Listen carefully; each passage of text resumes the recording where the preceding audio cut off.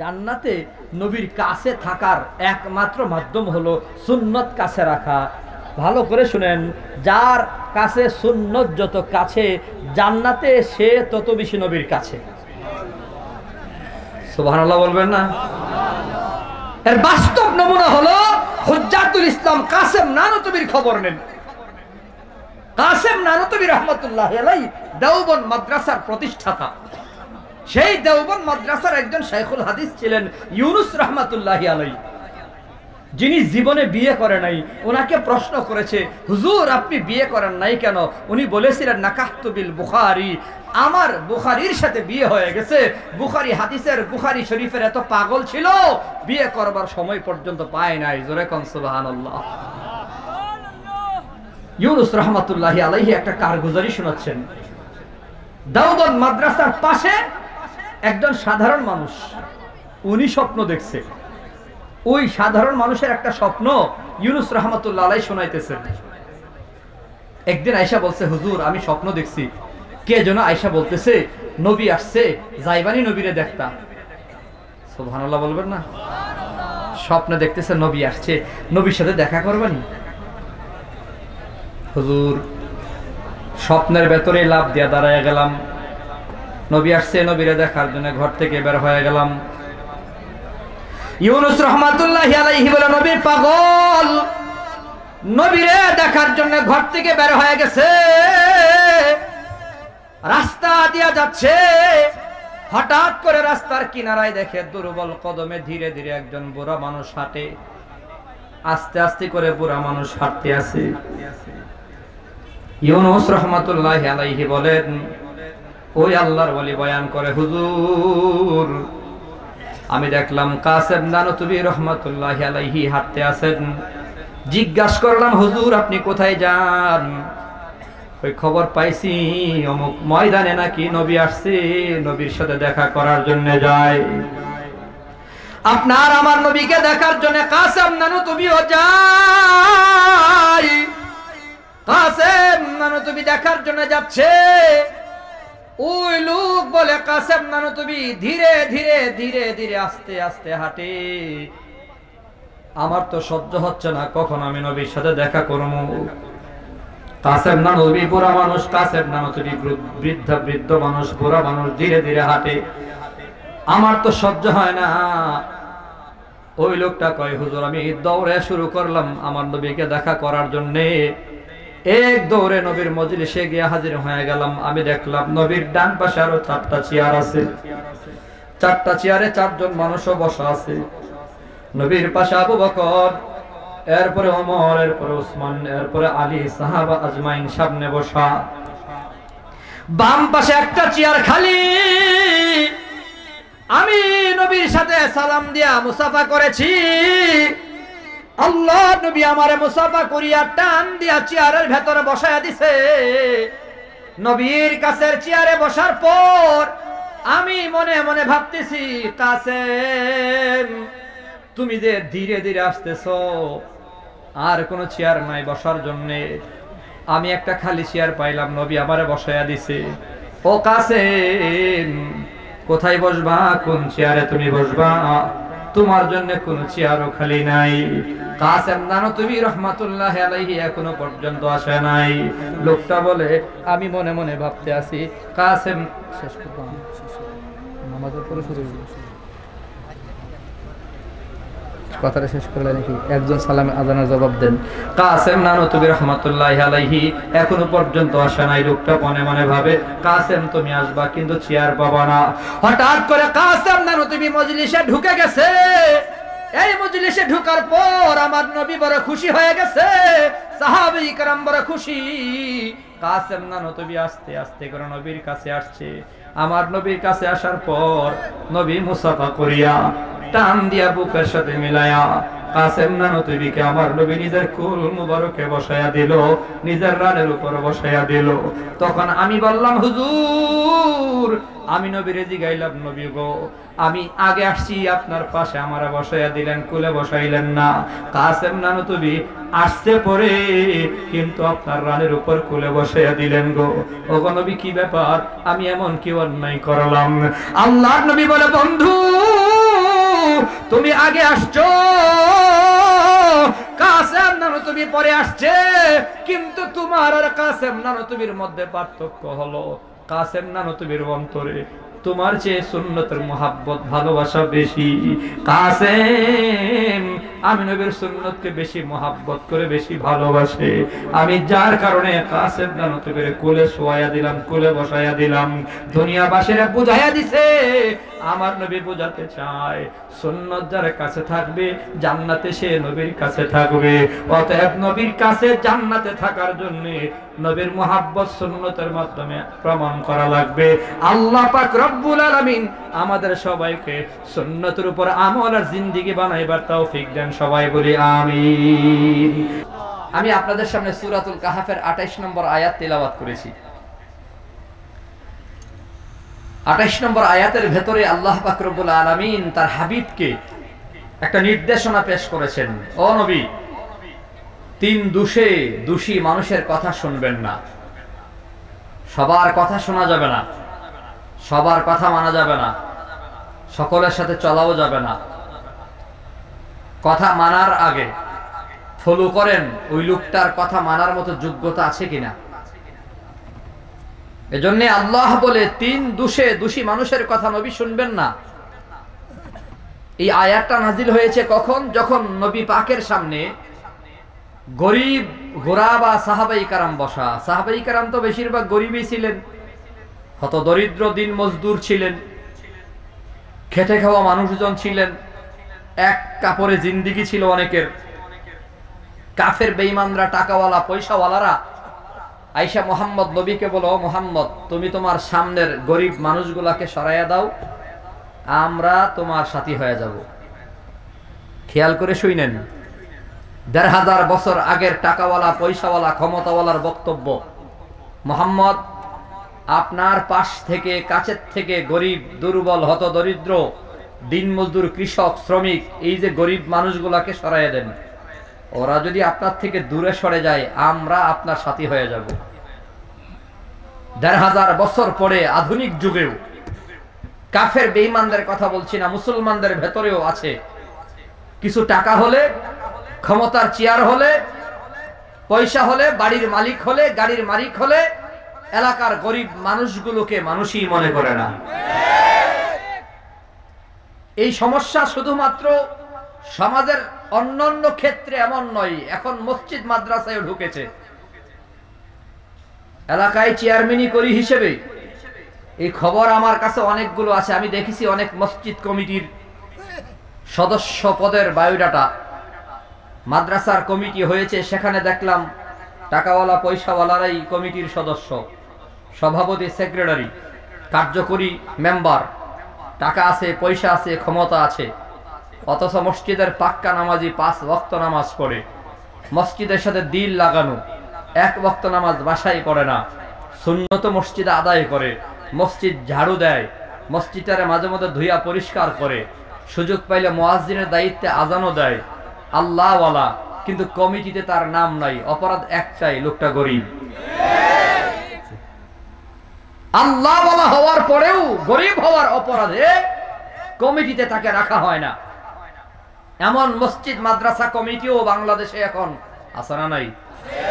আবার টাকা আছে, পয়সা আছে, হুক সাটা সুদের টাকা, ঘুষের টাকা, বদমাইশ, লম্পট, চিটার, বাটপার, দুর্নীতিবাজ, টপ লেভেলের চিটার হওয়ার পরেও, অসৎ চরিত্রের লোক হওয়ার পরেও টাকার গরমে কমিটির বড় বড় চেয়ার আর পদ দখল করে রেখেছে।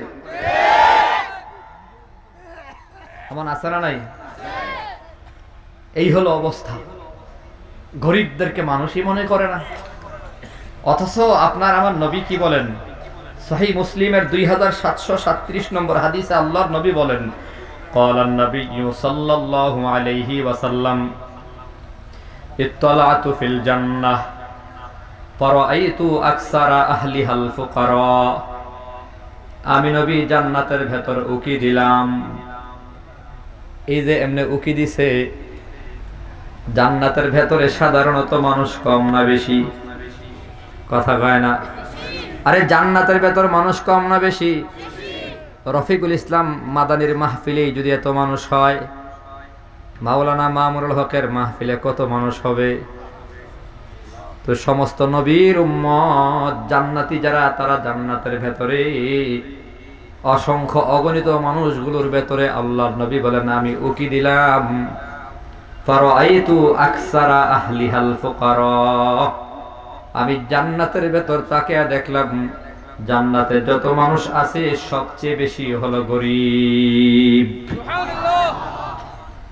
ফকির গরীবদেরকে আমি নবী জান্নাতের ভেতর বেশি দেখছি। সহিহুল বুখারী 4518 নম্বর হাদিসে আল্লাহর নবী আরো ক্লিয়ার করেছেন, আলা উখবিরুকুম বিআহলিল জান্নাহ, আমি কি জান্নাতীদের খবর তোমাদের কাছে বলবো? সাহাবায়ে কেরাম বলে বালা, কেন নয়? আল্লাহর নবী বলে কুল্লু দাঈফিন মুতাদাঈফিন, প্রত্যেকে দুর্বল থেকে দুর্বল, সমাজে দুর্বল, এলাকায় দুর্বল, ঘর নিয়ে গেছে প্রতিবাদ করবার ক্ষমতা নাই, বাড়ি নিয়ে গেছে প্রতিবাদ করবার ক্ষমতা নাই, শুধু শুধু বিনা কারণে মিথ্যা মামলায় জেলখানায় ঢুকায় রাখে, প্রতিবাদ করবার ক্ষমতা নাই, খবর নাই, রাতের বেলা ঘরে ঘুমাইছে, পুলিশ আইসা ধরে নিয়ে যায়, স্ত্রী জিজ্ঞাসা করে আমার স্বামীর কি অপরাধ, কি অন্যায় করেছে জানবার চায়, ওই ঢাকায় ট্রেনে আগুন দিছে, আগুনের মামলা, আরে আমার স্বামী তো 1 বছর হলো ঢাকায় যায় না, ঢাকায় আগুন দিল, মামলায় আসামি হলো কেমনে? পুলিশের জবাব হলো এরই নাম হলো গায়েবী মামলা। গায়েবী মামলা বুঝেননি? এটাই ব্যাখ্যা। আপনি ঘুমাইছেন বিশ্বনাথ, আগুন লাগছে ঢাকা, আসামি আপনি।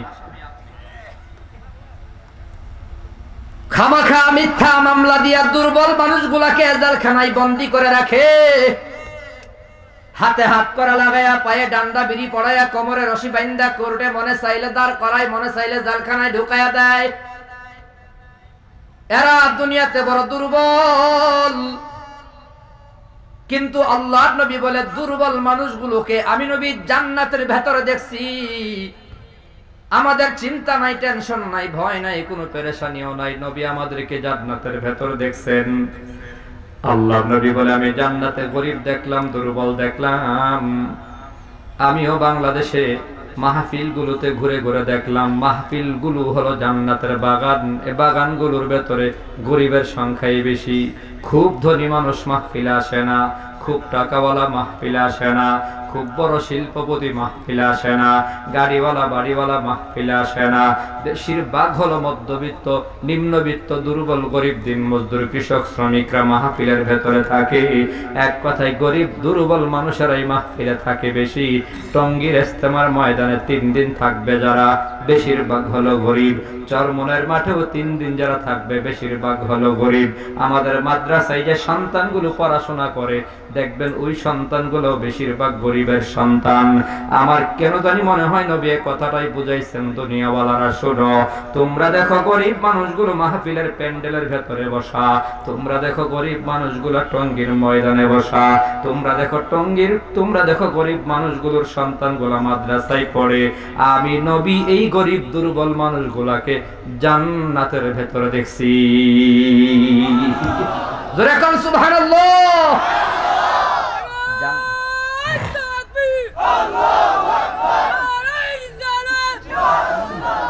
আল্লাহ আমাদের কবুল করেন, সকলে বলি আমিন। গরিব মানুষগুলো জান্নাতের মেহমান। আজকের জমানায় টাকাওয়ালা, পয়সাওয়ালা, ধনীরা গরিবদের অপছন্দ করে, গরিবদের পছন্দ করে না, ঘৃণা করে। ওই যুগে টাকাওয়ালারা নবীর কাছে আইসা বলো, ও মুহাম্মদ,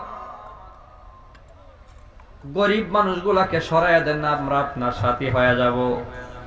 তখনই আল্লাহ পাক রব্বুল আলামিন আয়াত নাযিল করেছেন, ওয়ালা তুতিমান আগফালনা কলবাহু আন যিকরিনা ওয়াত্তাবা হাওয়া ওয়া কানা আমরুহু ফুরতা। আল্লাহ বলে নবী, এ মুসলমান, আমাদের জন্য সবক। আল্লাহ বলে এমন মানুষের কথা শোনা যাবে না। ও নবী, আপনি শুনবেন না, তাদের কথা মানবেন না, তাদেরকে সাথী বানাবেন না। 1 নম্বর দুশমন আগফালনা কলবাহু আন যিকরিনা। আমি আল্লাহ যার দিলকে আমি আল্লাহর জিকির থেকে গাফেল বানায়া দিলাম, খাতামাল্লাহু আলা কুলুবিহিম ওয়া আলা সামিইহিম ওয়া আলা আবসারিহিম গিশাওয়া, আমি আল্লাহ কলবে মোহর মেরা দিলাম, আমি আল্লাহ চোখের মধ্যে মোহর মারলাম, কানের মধ্যে মারলাম, সত্য বুঝে না, সত্য শুনে না, সত্য দেখে না। আমি আল্লাহর জিকির থেকে গাফেল এমন মানুষের কথা মানবেন না।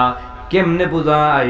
বন্ধু, তুমি তোমার দুস্থ এমন একজন বানাইছো যে দুস্থ সারাদিন তোমার দুনিয়ার গল্প শোনায়, সারাদিন টাকার গল্প শোনায়, সারাদিন সিনেমার গল্প শোনায়, সারাদিন সম্পদের গল্প শোনায়, সারাদিন বাড়ি গাড়ির গল্প শোনায়, একবারও রবের নাম নেয় না, সুবহানাল্লাহ বলে না, আলহামদুলিল্লাহ বলে না, লা ইলাহা ইল্লাল্লাহ বলে না, আল্লাহু আকবার বলে না, আস্তাগফিরুল্লাহ বলে না, সাল্লাল্লাহু আলাইহি ওয়াসাল্লাম বলে না। বান্দা সারাদিন শুধুমাত্র দুনিয়া দুনিয়া দুনিয়া দুনিয়া করেই কাটায়া দেয়, একবারও রবের নাম নেয় না, রবের জিকির করে না। আল্লাহ বলে এমন গাফেল, যে গাফেল আমি আল্লাহর জিকির ভুলে গেল, এমন গাফেলের কথা মানবেন না, এমন গাফেলকে সাথী বানাবেন না। নান আকফালনা কালবাহু আন যিকরিনা, যার দিল আমি আল্লাহর জিকির থেকে গাফেল, সারাদিন শুধুমাত্র দুনিয়া দুনিয়া দুনিয়া করে জিন্দেগি কাটায়া দেয়। দুনিয়ার পাগল হয়া কত বান্দার ঘুমের সময় পর্যন্ত নাই, খাওয়ার সময় নাই, সারাদিন দোকানে বসা। হুজুর জিগায় দুপুরে খাইছো? বলে না, খাওয়ার সময় নাই। নামাজ পড়ছো? বলে নামাজের সময়ও পায় নাই। গোসল করছো? কই না, কুলি করবার সময়ও পায় না। রমজান মাস চলে যায়, রোজাও রাখার টাইম নাই, তারাবি নামাজেরও টাইম নাই। এমন দুনিয়ার পাগল, দুনিয়ার পাগল সমাজে আছে না নাই? আসেনি? সারাদিন শুধু দুনিয়া দুনিয়া দুনিয়া।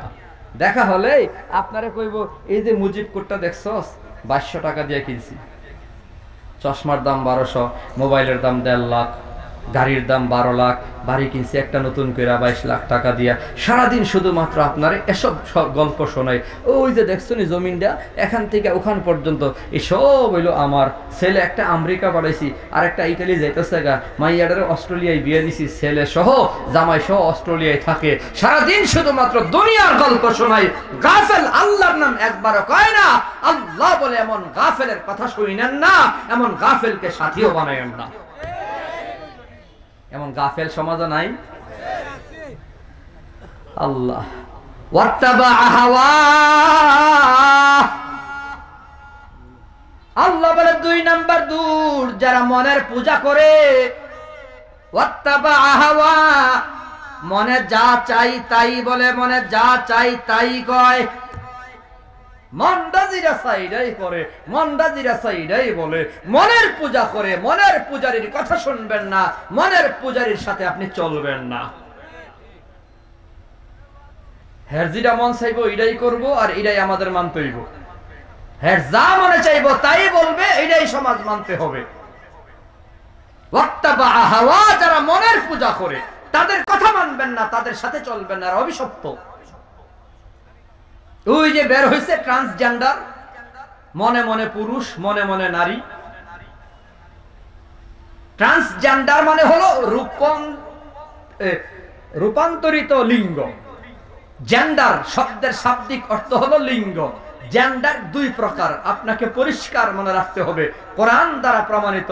জেন্ডার 2 প্রকার, পুরুষ আর নারী, এর বাইরে কোনো লিঙ্গ নাই। পুরুষ এবং নারী, মেল ফিমেল, এর বাইরে কোনো লিঙ্গ নাই। তবে সরকার একটা লিঙ্গ বের করেছে, হিজরা সম্প্রদায়কে আলাদা করেছে থার্ড জেন্ডার দিয়ে, 3য় লিঙ্গ। ইসলাম 3য় লিঙ্গে বিশ্বাসী নয়।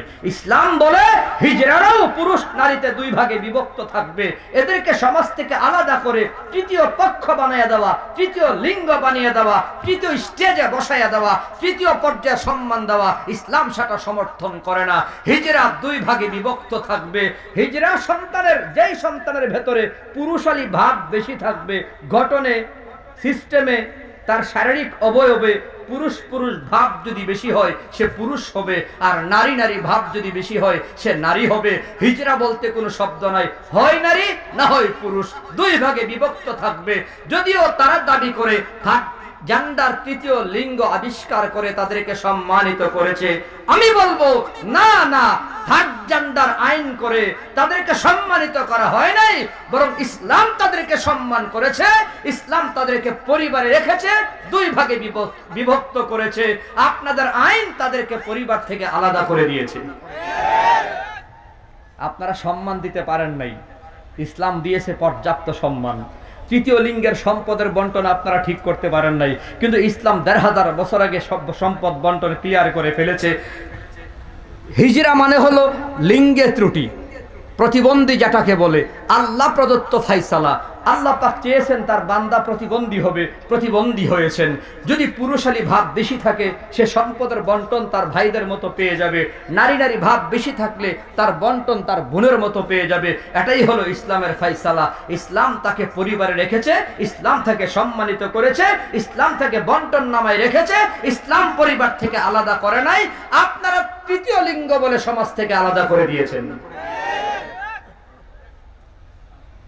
এরপরেও যেহেতু আপনারা করেছেন, বুঝেন আর না বুঝেন, একটা কইরা লাইছেন, কইরা তো লাইছেন, করে যেহেতু ফেলছেন, আমরা তৃতীয় লিঙ্গের হিজরা সম্প্রদায়কে আগেও সম্মান করেছি, এখনো করি। তাদের ব্যাপারে আমাদের কোনো বক্তব্য নেই, বরং তারা আমাদের পরিবারের, তারা আমাদের সমাজের, আমাদের ভাই, আমাদের বোন। কিন্তু ছিল পুরুষ, মনে মনে নারী হয়া নারীদের ভেতর ঢুকে যাবে, ছিল নারী মনে মনে পুরুষ দাবি করে পুরুষের ভেতর ঢুকে যাবে, অথবা নিজের নারী দাবি করে আরেকটা নারীর সাথে তার বিয়ে হবে, অথবা নিজেকে পুরুষ দাবি করে একটা মহিলা নিজেকে পুরুষ দাবি করে আরেকটা নারীর সাথে তার বিয়ে হবে। এই সমস্ত ট্রান্সজেন্ডার মতবাদের নামে সমকামিতা চালুর যে ষড়যন্ত্র বাংলাদেশে চলতেছে, মুসলমানের গায়ে এক ফোঁটা রক্ত থাকা পর্যন্ত এই আইন বাস্তবায়ন করতে দেওয়া হবে না, হবে না, হবে না।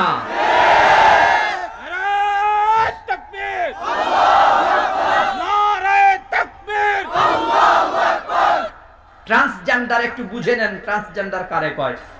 মানে মনে মনে যা চাইবো তাই আপনাকে মানতে হবে। আমারে বানাইছে আল্লাহ পুরুষ, আমি হঠাৎ করে বলবো আমার মনটা কইতেছে আমি নারী, এইটা সমাজ মেনে নিতে হবে। এই আইন পাশ করার চেষ্টা করতেছে। আমার স্ত্রী হঠাৎ করে বলবে আমার মনে কইতেছে আমি পুরুষ, এটা আমাকে মানতে হবে। এটা অসুস্থতা ছাড়া আর কিচ্ছু না। আর একটু সহজে বুঝাই, আমি আসছি একটা 4 চাক্কার গাড়ি নিয়ে, গাড়ি ভাড়া হয়তো বা ৬-৭ হাজার টাকা ধরলাম, ১০,০০০ সর্বোচ্চ গাড়ি ভাড়া। এখন কমিটির কাছে আইসা আমি কমু যে আমার হেলিকপ্টারের ভাড়া দেন, কমিটি কব আপনি আইসেন গাড়ি দিয়া, আমি কমু না আমার মনে করতেছে এটা হেলিকপ্টার, ভাড়া দিবেন হেলিকপ্টারের, আমার হাদিয়া দিব দূরের কথা, কোন নাইব সবাই, কথা কোন ঠিক কিনা? কমিটি হাসাই কোন নেবেন? আমারে উদাহরণ দিলাম, বাস্তবতা। আমি আইসি গাড়ি দিয়া, এখন আমার মনটা যদি এটা গাড়ি না, এটা হেলিকপ্টার, এটা পাগলামি ছাড়া কিচ্ছু না। আমার বানাইছে আল্লাহ পুরুষ, আমার মনে বলছে আমি নারী, এটা পাগলামি ছাড়া কিচ্ছু না। আমার বানাইছে আল্লাহ নারী, আমি যদি মনে মনে ভাবি আমি পুরুষ, এটাও পাগলামি ছাড়া কিচ্ছু না। এই পাগলামির চিকিৎসা হবে মানসিক চিকিৎসা, শারীরিক কোনো চিকিৎসা হতে পারে না। আমার মনে চাইছে আমি নারী, অতএব অপারেশন করে আমাকে নারী বানিয়ে ফেলবেন। আল্লাহর সৃষ্টিতে হাত দেওয়ার অধিকার বান্দার নাই। চিকিৎসা হলে আমার অন্তরের হবে, আমার মনের হবে, আমার পাগলামির হবে। এখন যদি বলেন না সার্জারি করে তাকে অধিকারও দিতে হবে, সে যেহেতু বলছে নারী, তাকে নারীও বানিয়ে দিতে হবে, তাহলে তো ওই কথা, ওই যুবকের কথাই সত্য। বাজার করতে গেছে দোকানে, ১,০০০ টাকার ৬০০ টাকার বাজার কইরা ১০০ টাকার নোট দিয়া মুদি দোকানদাররে বলতেছে ৪০০ টাকা ফেরত দাও। দোকানদার কই গাঞ্জা কি তুই খাইছ না আমি খাইছি? কই কে রে?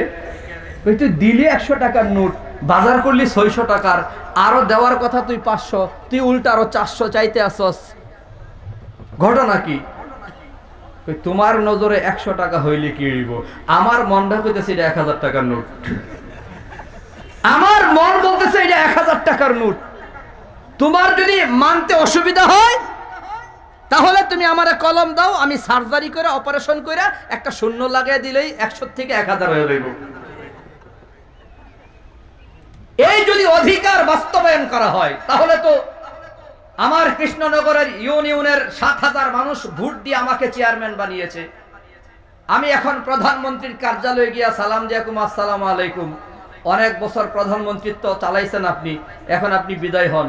যদি জিজ্ঞাসা করে কেন, বলবো যে আমি নিজেরে মনে মনে প্রধানমন্ত্রী মনে করি, তো আমারে আপনি চেয়ারম্যান কইবেন, আমি কইব না মানি না, আমি মনে মনে প্রধানমন্ত্রী, অতএব চেয়ার থাকবে আমার। এই অধিকার কি দেওয়া সম্ভব?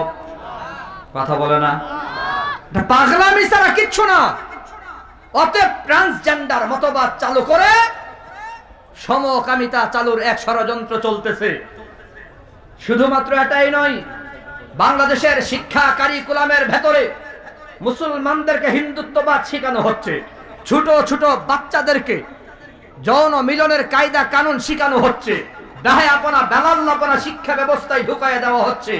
আমাদের এলাকার মুরব্বীরা, আমাদের বাংলাদেশের ওলামায়ে কেরামের মুরব্বীদের পক্ষ থেকে যদি শিক্ষা কারিকুলাম পরিবর্তনের জন্য, ট্রান্সজেন্ডার মতবাদকে প্রতিহত করার জন্য লড়াই করার লক্ষ্যে, যদি সংগ্রাম করার লক্ষ্যে যদি আমাদেরকে মাঠে ময়দানে আহ্বান করে যদি লড়াই করতে হয় ইসলাম রক্ষার জন্য, ইসলাম শিক্ষা রক্ষার জন্য, মুসলমানদের মানহাজ ঠিক রাখার জন্য, মুসলমানদের আকীদা বিশ্বাস ঠিক রাখার জন্য যদি লড়াই করতে হয়, সংগ্রাম করতে হয়, যুদ্ধ করতে হয়, উলামায়ে কেরামের তত্ত্বাবধানে নেতৃত্বে লড়াই সংগ্রামে গিয়ে জীবন দিতে হয়, শহীদ হতে হয়। কারা কারা রাজি আল্লাহর হাত দেখাও।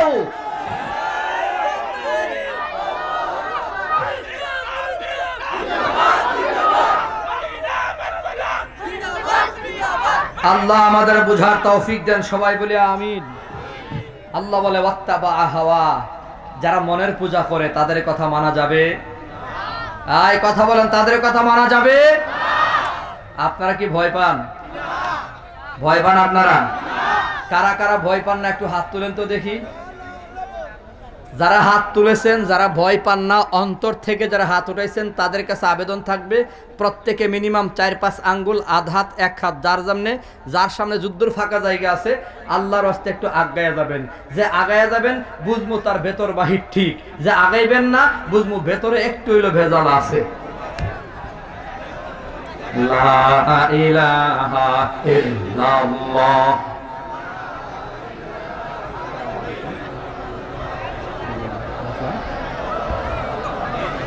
আমি বয়ান আছি ভাই।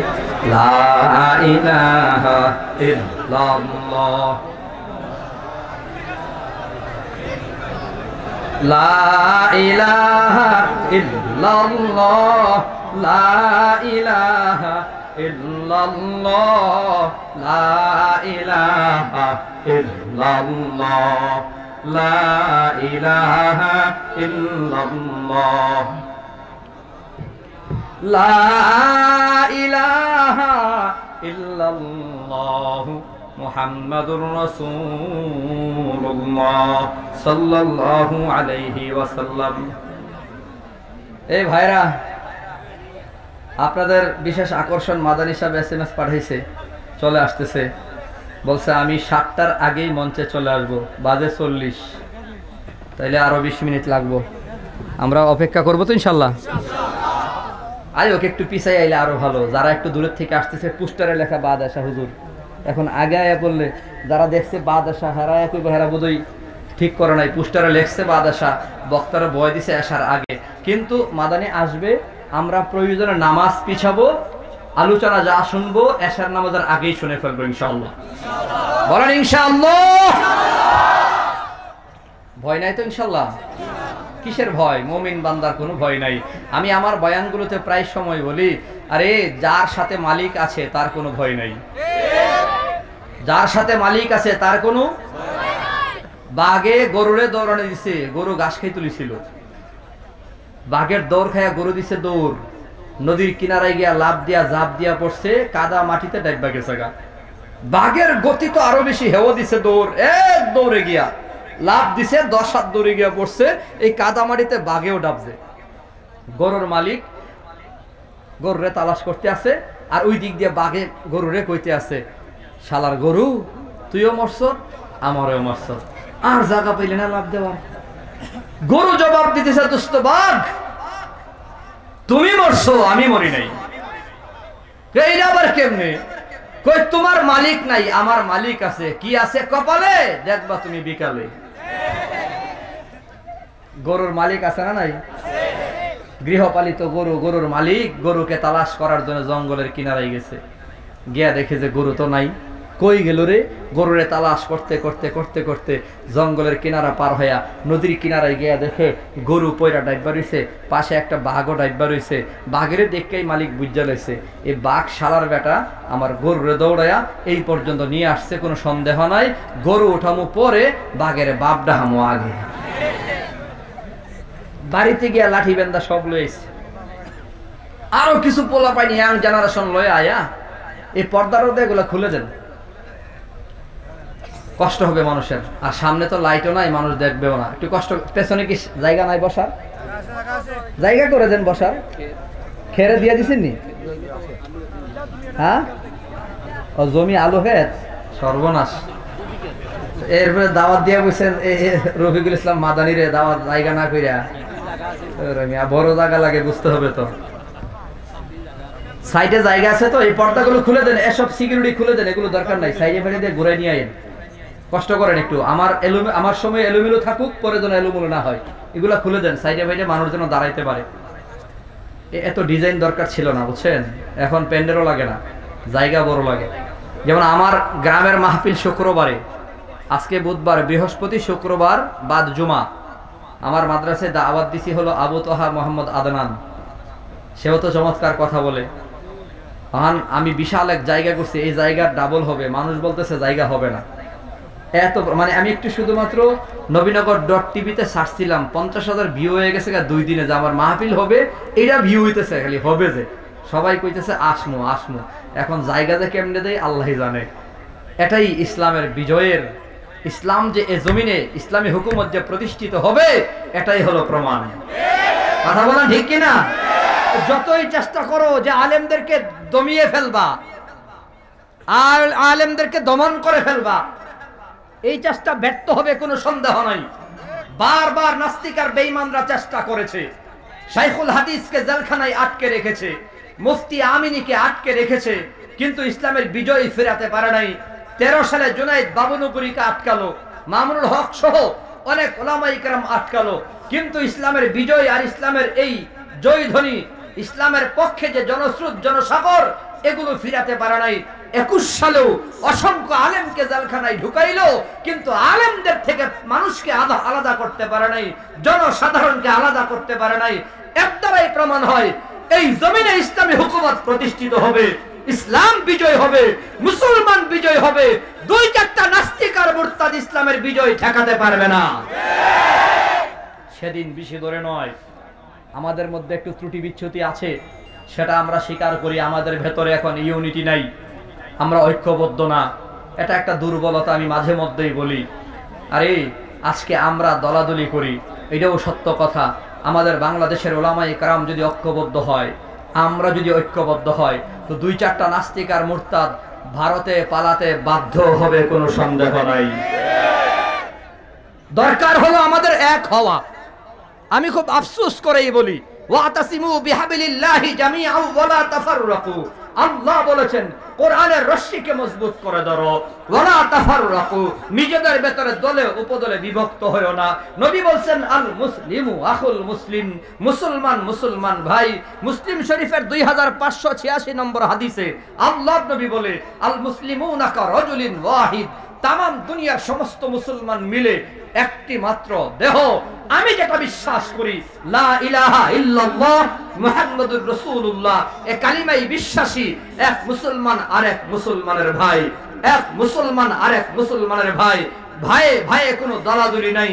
আশিদ্দাউ আলাল কুফার রুহামাউ বাইনাহুম, প্রমাণ দিতে হবে ভাইয়ে ভাইয়ে যদি আমরা মিলেমিশে থাকতে পারি, ঐক্যবদ্ধ হয়ে আওয়াজ দিতে পারি, তো এই বাংলাদেশে নাস্তিক আর বেঈমানদের ঠাঁই হবে না, হবে না। এক কথাই চূড়ান্ত সত্য কথা। আমরা যদি ঐক্যবদ্ধ হতে পারি, কিন্তু আফসোস আফসোস করেই বলি, আপনারা ভেজাল হয়েন না। বর্তমান সময়ে ফেসবুক শরীফ একটা বের হইছে, এই ফেসবুক শরীফে 2 কলম অমুক হুজুরের বিরুদ্ধে লিখতে হবে, তমুক আলেমের বিরুদ্ধে লিখতে হবে, একটা কমেন্টস আমাকে খুব গালি দিয়া করা লাগবে। ফেসবুকের ভেতরে এক আলেম আরেক আলেমকে গালি দেওয়া, এক আলেম আরেক আলেমকে বকা দেওয়া, এক আলেম আরেক আলেমের বিরুদ্ধে লেখা, এক মুসলমান যুবক ওলামা ইকরামদের শান মান নষ্ট করে লেখা, ফেসবুকের ভেতরে অমুক শাইখুল হাদিসের বিরুদ্ধে 2-4টা কথা বলতে হবে, অমুক পীর সাহেবের বিরুদ্ধে কথা বলতে হবে। এই ট্র্যাডিশন বয়ানের ভেতরেও চলে আসছে। 1-2 মিনিট অমুক হুজুরের গিবত করতে হবে, অমুক আলেমের বদনাম করতে হবে, অমুক শাইখের বদনাম করতে হবে, অমুক পীরকে ধুলাই করতে হবে, অমুক আলেমকে ধুলাই করতে হবে। একটা মানসিক রোগ ছাড়া কিচ্ছু না, মানসিকভাবে অসুস্থতা ছাড়া কিচ্ছু না। এর দ্বারা উম্মাহের কোনো লাভ হবে না, বরং দলে উপদলে আরো বিভক্ত হবে। আমি সকলের পায়ে হাত রেখে বলতে চাই, আমরা কেউ কারো বিরুদ্ধে কথা বলবো না। কথা যদি বলতেই হয় এমন কিছু কথা বলবো, এমন কিছু কথা লিখবো যে কথার দ্বারা লেখার দ্বারা একের প্রতি আরেকের মহাব্বত আর ভালোবাসা জন্ম হয়। দূরত্ব, ফিতনা, ফাসাদ এগুলো বন্ধ করা দরকার। আল্লাহ, এই পারলে এটাও খুলে ফেলেন, মানুষজন বসতে পারে, খুলে ফেলেন, এটা আস্তে আস্তে খুলেন, ধীরে ধীরে। কিছু করার নাই আসলে এখন।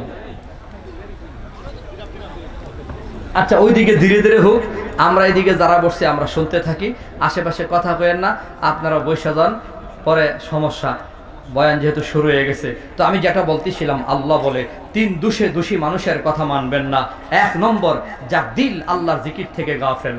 2 নম্বর, যে তার মন মতো চলে, মন মতো বলে। ওয়া কানা আমরুহু ফুরতা, ওয়া কানা আমরুহু ফুরতা। আল্লাহ পাক বলে 3 নম্বর, যারা নিজেদের কাজে কর্মে সীমা লঙ্ঘন করে। ওয়ালা তুতি মান আগফালনা কলবাহু আন যিকরিনা। আল্লাহ বলে 1 নম্বর, যার দিল আমি আল্লাহর জিকির থেকে গাফেল, এমন মানুষের কথা শুনবেন না।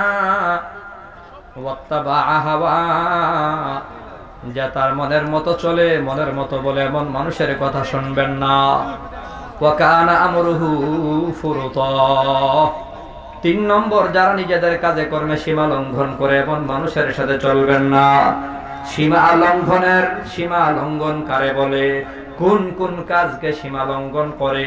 মুফাসসিরিনে কেরাম যত কাজের কথা বলেছেন, এর ভেতরে প্রথম বলেছেন জুলুম করা, অন্যের অধিকার হরণ করা, নির্যাতন করা, নিপীড়ন করা, এর নামই হলো সীমা লঙ্ঘন করা। মুসলমান রে, আমার নজরে বাংলাদেশের সবচেয়ে বড় জুলুম হলো বিনা অপরাধে আলেমদের জেলখানায় বন্দী করে রাখা। এর চেয়ে বড় জুলুম আর হতে পারে না। এক হও মুসলিম, এক হও আজ, এক হওয়া ইমানের মূল কারুকাজ, এক হওয়া ইমানের মূল কারুকাজ। ইমান বলে তোমরা ঐক্যবদ্ধ হও। এক হও মুসলিম, এক হও আজ, এক হওয়া ইমানের মূল কারুকাজ, এক হওয়া ইমানের মূল কারুকাজ। এই জোরে বলেন, এক হওয়ার দরকার আছে না নাই? শয়তান চাই না তু ঐক্য গড়ি, শয়তান চাই না তু ঐক্য গড়ি, হাতে হাত কাঁধে কাঁধে জিহাদ করি, হাতে হাত কাঁধে কাঁধে জিহাদ করি, সহজে কায়েম করি কোরআনের রাজ, সহজে কায়েম করি দ্বীনেরই সমাজ। এক হও মুসলিম, এক হও আজ, এক হওয়া ইমানের মূল কারুকাজ, এক হওয়া ইমানের মূল কারুকাজ। ঐক্যকে ভয় পাই সারা দুনিয়া, ঐক্যকে ভয় পাই সারা দুনিয়া, ভয়ে কাঁপে সন্ত্রাসী যত খুনিরা, ভয়ে কাঁপে সন্ত্রাসী যত খুনিরা, হোক না সে যত বড় মহারংবাজ, হোক না সে যত বড় মহারংবাজ। এক হও মুসলিম, এক হও আজ, এক হওয়া ইমানের মূল কারুকাজ, এক হওয়া ইমানের মূল কারুকাজ। ঐক্যই বিজয়ের বড় হাতিয়ার, ঐক্য কই বিজয়ের বড় হাতিয়ার, মর্যাদা শক্তি সে মহাজনতার, মর্যাদা শক্তি সে মহাজনতার। ক্ষুদ্রকে সে বানাই রাজা মহারাজ, ক্ষুদ্রকে সে বানাই রাজা মহারাজ। এক হও মুসলিম এক হও আজ, এক হওয়া ইমানের মূল কারুকাজ, এক হওয়া ইমানের মূল কারুকাজ। আমার আবেদন হলো, আমার নিবেদন হলো, কে কওমি, কে আলিয়া, কে ওয়াহাবি, কে সুন্নি, কে কোন পীরের ভক্ত, কে কোন মুরিদ, কে কোন পীরের মুরিদ, কে কোন খানকার ভক্ত, কে কোন জামাতের, কে কোন দলের, আমি সেটা দেখার দরকার নাই। আমি মনে করি কালিমাওয়ালা মুসলমান আমরা ভাই ভাই। ইসলাম বিজয়ের জন্য আমাদের ঐক্যবদ্ধ হওয়াই লাগবে। কথা বলেন ঠিক কিনা? আল্লাহ, একটা ব্যাখ্যা আপনাদের সামনে পেশ করি।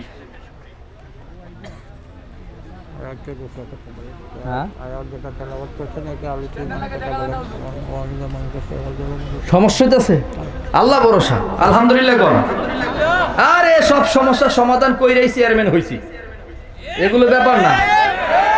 আল্লাহ আমাদের কবুল করেন, সবাই বলে আমিন। ওয়ালা তুতি মান আগফালনা কলবাহু আন যিকরিনা ওয়াত্তাবা হাওয়া ওয়া কানা আমরুহু ফুরতা। আল্লাহ বলে, যার দিল আমি আল্লাহর জিকির থেকে গাফেল, এমন মানুষের কথা শুনবেন না। ওয়াত্তাবা হাওয়া, ওরে মুসলমান যে তার মনের পূজা করে, মনের মতো চলে, মনের মতো বলে, তার কথা শোনা যাবে না। ওয়া কানা আমরুহু ফুরুতা, আল্লাহ বলে যাদের কাজে কর্মে সীমা লঙ্ঘন করে তাদের কথা মানা যাবে না, তাদের সাথে চলা যাবে না। কেন মুসলমান, কেন চলাফেরার ভেতরে আল্লাহর তো বাধা কেন? আল্লাহর নবী বলে আলমারউ আলা দীনি খলিলি, মানুষ যার সাথে চলে তার মতোই হয়, যারে বন্ধু বানায় তার মতোই হয়। ভালো মানুষের সাথে চলার দ্বারা ভালো হয়, খারাপ মানুষের সাথে চলার দ্বারা খারাপ হয়। তাহলে মুসলমান কার সাথে চলবো? আল্লাহ বলে কুনু মা'আস সাদিকিন, সত্যবাদী আল্লাহ বলাকে তোমার সাথী বানাও, তাদের কথা শোনো। মুসলমানদের যার তার সাথে চলা যাবে না। মানুষ চলার আগে হিসাব করা লাগবে, বন্ধু বানাবার আগে হিসাব করা লাগবে। কারণ বাংলাদেশে এমন বহু প্রমাণ আপনার আমার সামনে আছে, ভালো মানুষের সাথে চলার দ্বারা ভালো হয়, খারাপের সাথে চলার দ্বারা খারাপ হয়। এমন প্রমাণ বহু আছে। গাঞ্জাওয়ালার সাথে চলার কারণে বহু মানুষ গাঞ্জাওয়ালা, আল্লাহওয়ালার সাথে চলার কারণে বহু মানুষ আল্লাহওয়ালা। প্রমাণ আছে না নাই? আরে ভাই বসেন চুপচাপ, কথা কোন কা? আমি তো দেখতেছি আপনারে, হিলে তো আরো শুরু আপনারা দেখতো না, কথা বলে যাইব ভাই, একটু মনোযোগ দেন। আর স্ট্যান্ড একটু কমাইলাম নামাইলাম, এত ক্যামেরা লাগানো, মোবাইল টোবাইল এগুলো বেশি জরুরি না। যাই হোক, এখন কয়েক মিনিট আমরা একটু শুনি মনোযোগ দিয়ে। মোবাইলে তো আপনারা এখানে শুনতেছেন ধরেন 20,000 মানুষ কথার কথা, মোবাইলে শুনবো 20 লাখ মানুষ। দরকার তো সারা বাংলাদেশ কথাগুলো শোনা, কথা ঠিক কিনা? আমি শেষ করতেছি। 3 দোষী মানুষের সাথে চলবেন না, তাদের কথা মানবেন না। কেন?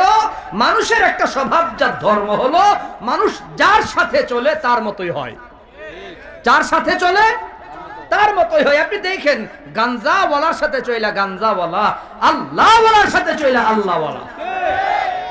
এর বাস্তব উদাহরণ দাওয়াতে তবলিগের ইজতেমা, দাওয়াতে তবলিগের চিল্লা, 3 চিল্লা।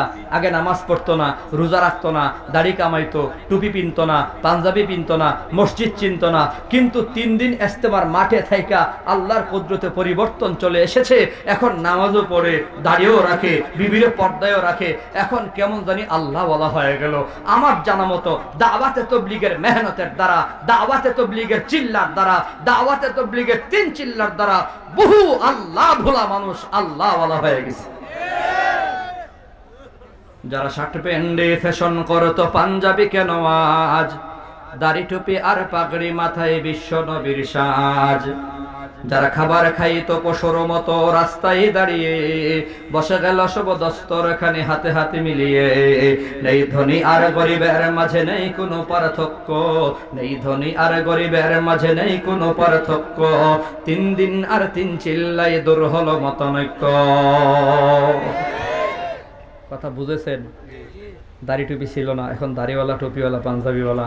আগে খাড়ায় খাড়ায় শুধু খাইতোই না, পেশাব করতো খাড়ায়া, হেইবারে এখন বৈশা বৈশা খায়। আগে গরিব দেখলে ঘৃণা করতো, এখন গরিবদের সাথে নিয়ে এক থালায় বসে ভাত খায়। এই প্রমাণ শুধুমাত্র দাওয়াতে তাবলীগের মধ্যে পাওয়া যায়। যারা শার্টে প্যান্টে ফ্যাশন করতো পাঞ্জাবি কেন আজ, দাড়ি টুপি আর পাগড়ি মাথায় বিশ্ব নবীর সাজ। যারা খাবার খাইতো পশুর মতো রাস্তায় দাঁড়িয়ে, বসে গেল সব দস্তরখানে হাতে হাতে মিলিয়ে। নেই ধনী আর গরিবের মাঝে নেই কোনো পার্থক্য, নেই ধনী আর গরিবের মাঝে নেই কোনো পার্থক্য। 3 দিন আর 3 চিল্লাই দূর হলো মতানৈক্য। তাই সব মুসলিম দাঁড়িয়ে পড়ো 3টা দিনের জন্য, তাই সব মুসলিম দাঁড়িয়ে পড়ো 3টা দিনের জন্য। তাবলীগ করো ঈমান সহির জন্য, তাবলীগ করো আমল সহির জন্য। তাবলীগে যাবার দরকার আছে না নাই? 2, 3, 4 ফেব্রুয়ারি বলেন। 2, 3, 4 ফেব্রুয়ারি, শুক্রবার, শনিবার, রবিবার, এই 3 দিন বিশ্ব ইজতেমা। বলেন বিশ্ব ইজতেমা। উলামায়ে কেরামের তত্ত্বাবধানে যে ইজতেমা চলে, ওই ইজতেমায় আমরা যাব। আমরা আলেমদের সাথে আছি। একদল ধোঁকাবাজ সমাজে বের হয়েছে, যারা দাবি করে আলেমরাও আমাদের সাথে আছে। বুঝলেন? তাদের দাবি হলো আলেমরাও আমাদের সাথে আছে। আমরা যারা বাআদব, আমরা বলবো আমরা আলেমদের সাথে আছি। কারণ নবী সাহাবায়ে কেরামের এই আমল ছিল, 2টা কমন আমল সাহাবায়ে কেরামের ছিল।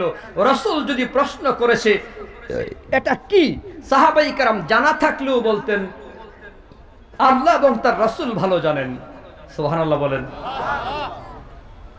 এই জিনিসটা কি, সাহাবায়ে কেরাম জানলেও বলতেন আল্লাহ এবং তার রাসূল ভালো জানেন। নিজের জানাটাকে পেশ করতেন না, বলতেন না। আরেকটা আমল ছিল, তারা বলতো কুন্না মা রাসূলিল্লাহ সাল্লাল্লাহু আলাইহি ওয়াসাল্লাম, আমরা রাসূলের সাথে ছিলাম। আবু বকর বলেছেন হিজরতে নবীর সাথে ছিলাম, গুহায় নবীর সাথে ছিলাম। সাহাবায়ে কেরাম যুদ্ধে গেলেও বলতেন নবীর সাথে অমুক যুদ্ধে ছিলাম, তমুক যুদ্ধে ছিলাম। সাহাবায়ে কেরামের আদত অভ্যাস ছিল, আমল ছিল, আমরা নবীর সাথে ছিলাম। কেউ কোন সাহাবী বলতো না নবী আমাদের সাথে ছিল, আমরা সাথে ছিলাম। যারা বলে আমাদের সাথে আলেম আছে, এরা বেয়াদব, কোনো সন্দেহ নাই। ধরেন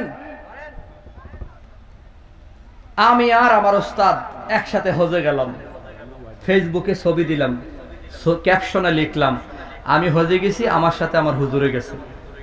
তাহলে বোঝা গেল আমার খাদেময়া হুজুরে গেছে। এটা বেয়াদবি। আদব হবে হুজুরের সাথে আমি গেছি। কথা বুঝলেন? আলেমরাও আমাদের সাথে না, আমরা আলেমদের সাথে আছি। কথা কোন ঠিক কিনা? যারা আলেমদেরকে সাথে রাখতে চায়, যারা আলেমদেরকে কাছে রাখতে চায়, যারা আলেমদেরকে পেছনে রাখতে চায়, তাদের সাথে আমরা নাই, আমরা আলেমদের পেছনে থাকতে চাই। আজকে বড় দুঃখ, দাওয়াতে তাবলীগ সৃষ্টি করেছে, তাবলীগের এই নিয়ম পদ্ধতি চালু করেছে আলেম, তাবলীগ এই চালু রেখেছে আলেম, তাবলীগের মজলিসে বয়ান আলোচনা করে আলেম, কিতাবগুলো লেখছে আলেমরা। দাওয়াতে তাবলীগের উপরে বাতিল ফেরকার যত আপত্তি আছে, যত অভিযোগ আছে, আপত্তি অভিযোগের জবাব দিয়েছে আলেমরা। দুঃখ, আজকে একদল ইঞ্জিনিয়ার দাওয়াতে তাবলীগের মেহনত কইরা দাবি করে আলেমরা তাবলীগ বুঝে না। নাউজুবিল্লাহ কর না। আলেমদের দরকার নাই তাবলীগের মধ্যে।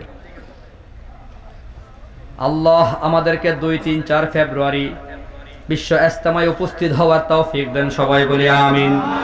আরো জোরে বলি আমিন। আরে ভাই, তাবলীগ অনেকে বুঝেও না, না বুঝেও কেউ কেউ বিরোধিতা করে। আপনি কি জীবনে শুনছেন তাবলীগ করে কেউ চুর হইছে, কেউ ডাকাত হইছে? আগে সুদ খাইতো না, চিল্লা দিয়ে এখন সুদ খাওয়া শিখছে। এমন প্রমাণ আছে?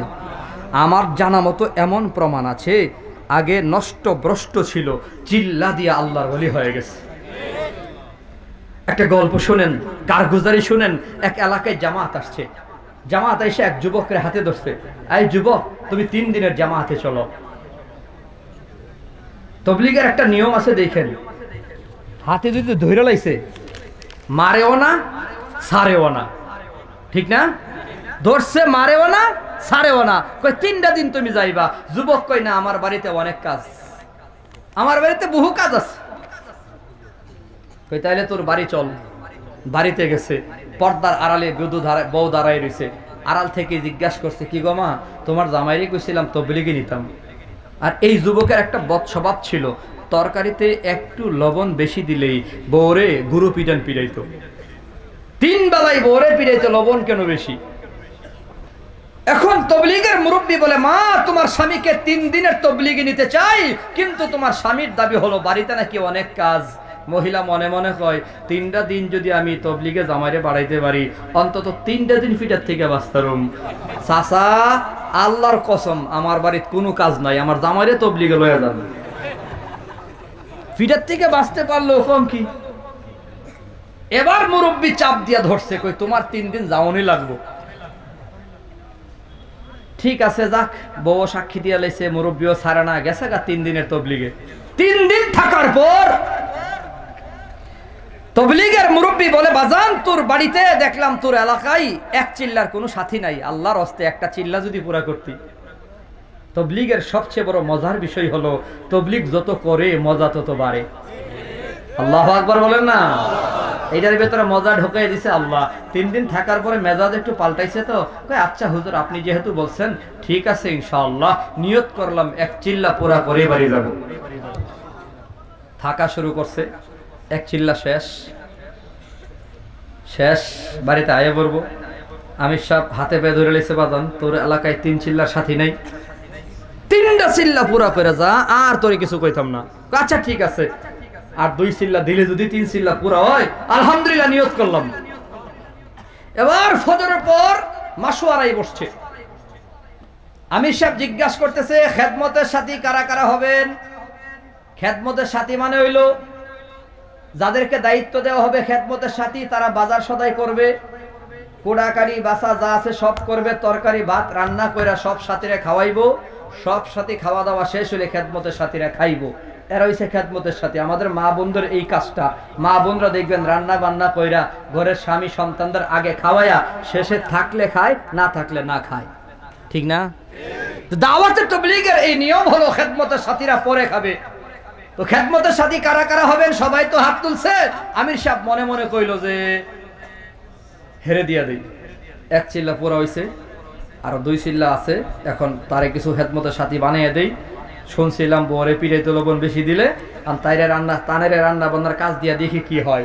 ঠিক আছে ভাই, তুমি খেদমতের সাথী হবা আর তুমি তার সাথে থাকবা, 2 জন খেদমতের সাথী। রমজান মাস, আসরের পর হয়ে গেছে, প্রায় খিচুড়ি পাকাইতে আছে।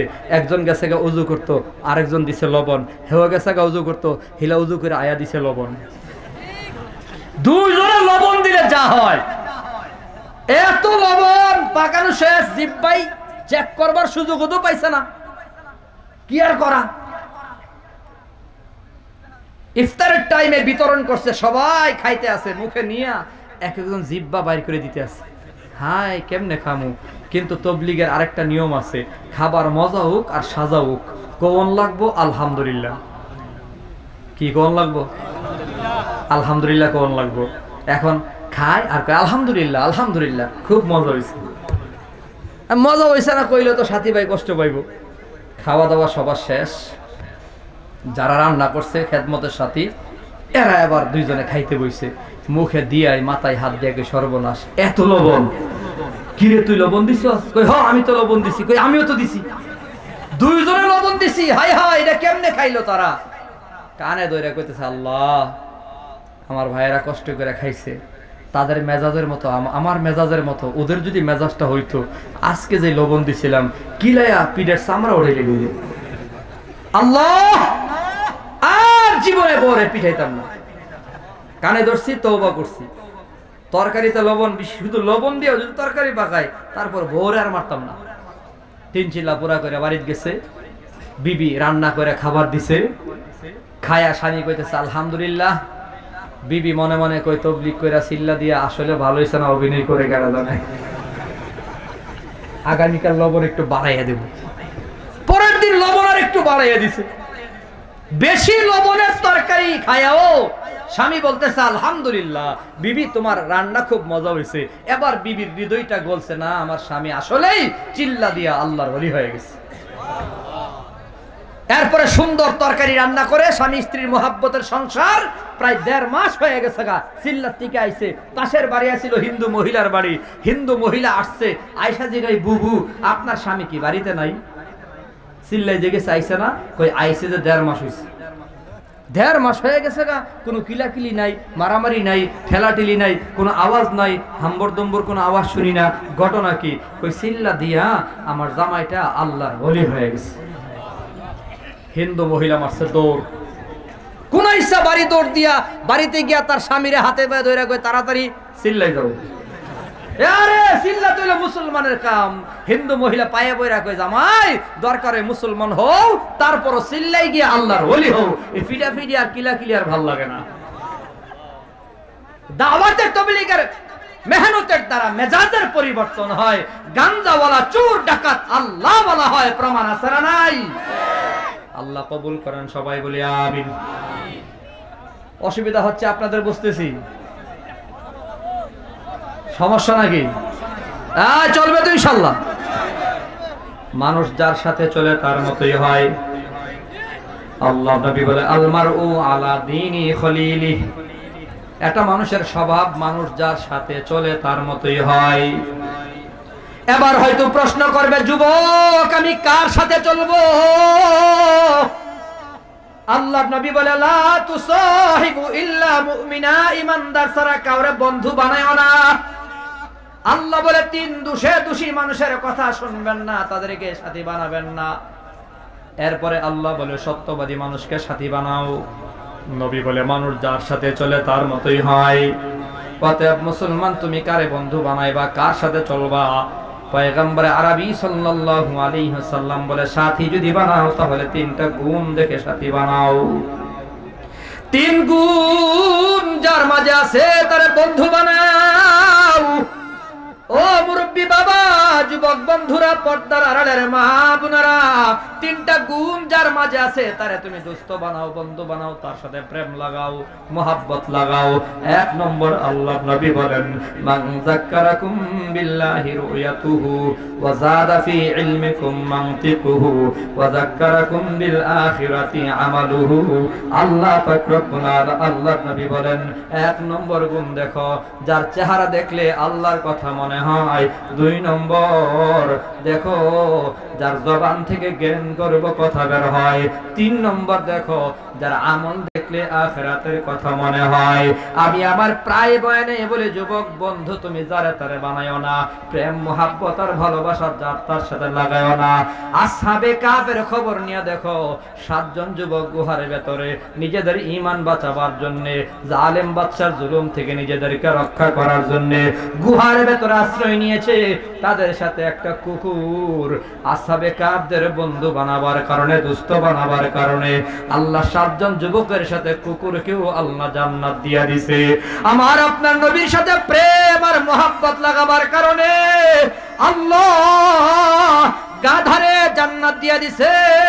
এ মুসলমান যুবক বন্ধুরা, মোহাব্বত আর ভালোবাসা বড় দামি জিনিস রে বাপ। যুবক ভাই, প্রেম আর ভালোবাসা বড় দামি জিনিস। একটা উট আমার নবীর সাথে প্রেম লাগাবার কারণে আল্লাহ উটের জান্নাত দিয়া দিছে।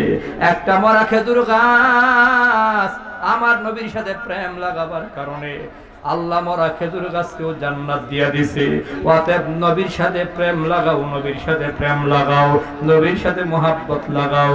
কেমনে লাগাবো? নবীর সাথে মোহাব্বত লাগাবার কি উপায়? আল্লাহ নবী বলে মান আহাব্বা সুন্নতি ফাকাদ আহাব্বানি ওয়া মান আহাব্বানি কানা মাই ফিল জান্নাহ। নবীর সাথে প্রেম যদি লাগাবার চাও, আল্লাহ নবীর সুন্নতের সাথে প্রেম লাগাও, সুন্নতের সাথে তোমার আমল লাগাও। তুমি ভালো করে শুনে রাখো, নবী বলে গেছেন যার কাছে আমি নবীর সুন্নত আছে সে জান্নাতের ভেতর আমি নবীর সাথে আছে। মান আহাব্বা সুন্নতি ফাকাদ আহাব্বানি, আমি নবীর সাথে প্রেম লাগাবার মাধ্যম হলো সুন্নতের সাথে মুহাব্বত লাগানো। সুন্নতের মুহাব্বত যার দিলের ভেতর আছে, ওয়া কানা মাই ফিল জান্নাহ, সে আমার সাথে জান্নাতের ভেতর থাকবে। আমার এখানে একটা কথা, মুসলমান রে, আবু বকর আমার নবীর যুগে আয়েশা নবীর সাথে জিন্দেগি কাটাইয়া জান্নাতে নবীর সাথে থাকবে। ওমর জীবন নবীর সাথে কাটাইয়া জান্নাতে নবীর সাথে থাকবে। সাহাবা আজমাইন জীবন কাটাইয়া নবীর সাথে জান্নাতের ভেতর থাকবে। আমরা বহু পরে আসছি, অনেক দিন পরে দুনিয়াতে আসছি, অনেক পরে আসছি, অনেক দূরে আসছি। হাজার দেড় হাজার বছর পর দুনিয়াতে আসার পরও নবীর সাথে জান্নাতে কেমন করে থাকবো? আল্লাহর নবী বলে, সুন্নত যদি কাছে রাখো তোমরাও জান্নাতে আমি নবীর কাছে থাকবে। বলুন সুবহানাল্লাহ। জান্নাতে নবীর কাছে থাকার একমাত্র মাধ্যম হলো সুন্নত কাছে রাখা। ভালো করে শুনেন, যার কাছে সুন্নত যত কাছে, জান্নাতে সে তত বেশি নবীর কাছে। সুবহানাল্লাহ বলবেন না? এর বাস্তব নমুনা হলো হুজ্জাতুল ইসলাম কাসেম নানুতুবির খবর নেন।